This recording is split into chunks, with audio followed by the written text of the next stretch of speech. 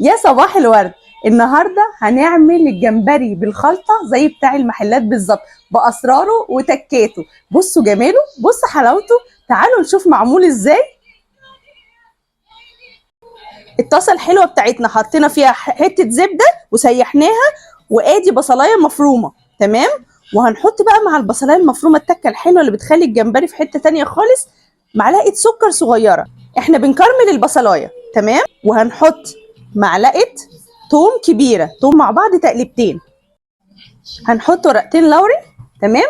واتنين فصين حبهان وفصين قرنفل، اتنين بس. البصلايه دبلت، هنحط مكعب مرقه دجاج ونسيحه معاهم. تمام. قبل ما نحط الجمبري. وادي الجمبري الحلو بتاعنا انا نضفته. تمام. بصوا شكله حلو ازاي، يتاكل ني اصلا اهو. وهنحطه تمام عليها، هو مش بياخد 10 دقايق على النار، متسيبوهوش فتره كبيره. طيب التكايه بتاعتنا الحلوه بقى، بعد ما يتقلب الجمبري هنروح حاطين عليه حبه ميه عشان خاطر ناخد الصوص دوت. هنعمل بيه حاجات كتير جدا. شوربه سي فود، ممكن نعمل منه ملوخيه بالجمبري، ممكن نعمل منه الصوص اللي هنحطه فوق الجمبري. هنحط بقى التوابل. احنا معانا فلفل وكزبره وبهارات وكمون وملح، بس كده. اوكي. هنستنى بقى لغايه ما يحمر كده، هو بيحمر بسهوله. بصوا هنحط بقى حبه الميه دولت عشان نعمل الصوص اللي انا بقول لكم عليه. بصوا لونه ابتدى يغير، ابتدى يحمر. بص شكله حلو ازاي. هنحط بصلايه متقطعه جوانح، هنحط شرايح ليمون. شرايح الليمون بتديله تيست حلو قوي. هنحط طماطم، طماطمايه واحده متقطعه. تمام. وهنحط الفلفل رومي، فلفل الوان زي ما انت عايزه اهو. ونسيبه بقى ايه يتقلب مع بعض. الريحه تجنن، فظيعه. بصوا هو كده خلص، ما خدش 10 دقايق بالظبط، يا دوبك الخضار اللي فيه دبل. تمام.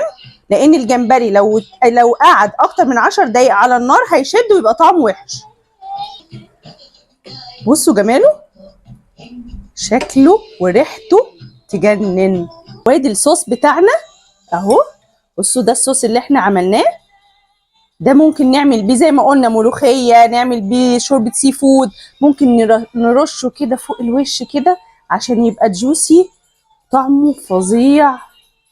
بصوا حلاوه بقى، ممكن مع الرز بقى بالعيش، اي حاجه، طعم خطير.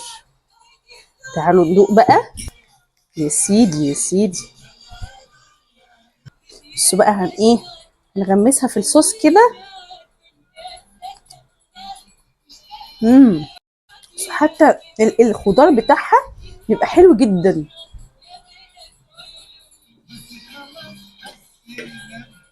الخضار مع الجمبري مع الصوص في حتة تانية خالص. لازم تجربوها بالطريقة دي، هتعجبكم جدا، احلى من طريقة المحلات. ودي اسرار المحلات، طعم يجنن ومستوي وحلو حلاوة، وكل يوم في جديد.